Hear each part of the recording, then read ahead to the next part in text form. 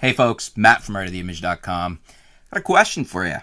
Has the megapixel race ended? Has it stopped at 24 megapixels for APS-C, I should say? APS-C cameras, crop sensor cameras. Because the Sonys are at 24 now. The A6000, A63, A65, none of them went for a boost in megapixels. So they've stayed the same right from the 6000 up to the 6500. The D7200 is 24 megapixels, and it stayed the same from the D7100.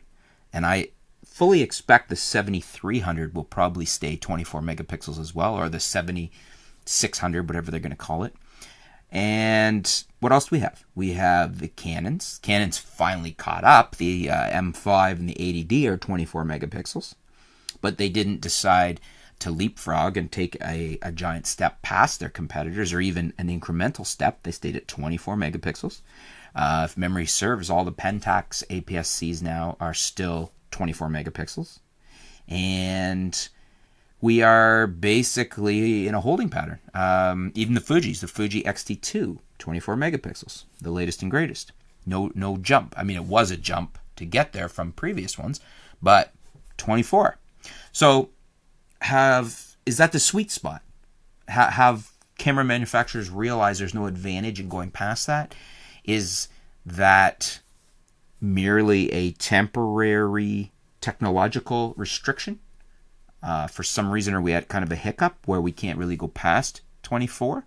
I mean, some of you might say, well, what about the Samsung? Because they had 28s that were very good performing sensors.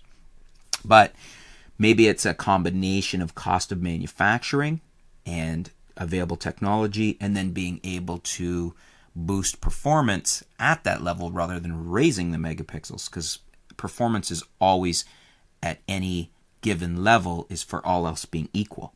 So with everybody not seeming to be in a rush to advance past 24, that gives manufacturers a chance to boost and enhance performance at 24. And with a lot of the manufacturers now removing AA or low pass filters, you're getting a better 24. And really arguably 24 is really all we need. And I'm not sure. It'd be interesting to see what could be done. For instance, a 36 megapixel APS-C camera. When the D800 came out, people argued it wasn't as good high ISO as it could have been. In comparison to 24 megapixels, or the D4, the D3, or the D5. Well, obviously at the time the D5 wasn't out, but it was a power file. If we took that 36 megapixel goodness and exported it to 24 or lower, we found that it performed as good or better than any of the lower megapixel, supposedly better high ISO cameras. The D810 and the D800 are both amazing that way. So that would likely be what we would see in a 36 megapixel APS-C camera. So I find it curious that we haven't seen a boost, at least even to 30, say. I mean, that's another 6. That might be the next logical jump, and I think technologically is probably very doable. I think with the current technology, especially with today's current technology, I think Sony and Nikon could come out with a 30 megapixel APS-C sensor that was tweaked and was at least as good on high ISO performance as the existing 24s of right now. What do you guys think, though? Do you think it's ended? Do you think they're content to stay at 24?